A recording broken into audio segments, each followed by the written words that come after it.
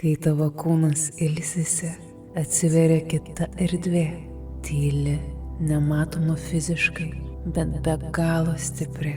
Tai tavoji pasąmonė, tavo vidinė jėga, kuri neklausinėja, tik kuria. Ji kuria tai, kuo tu tiki, ji atspindi tai, ką kartoji, ji neabejoja, ji tiesiog pildo. Dienos metu mes dažnai veikiame automatiškai, pagal įpročius, mintis, programas, kurios kažkada buvo įrašytos į mūsų pasąmonę.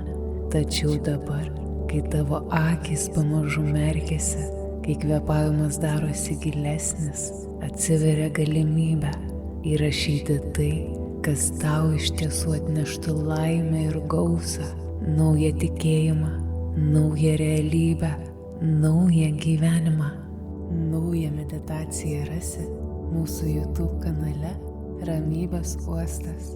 Nuoroda po profiliu. Susitinkame ten.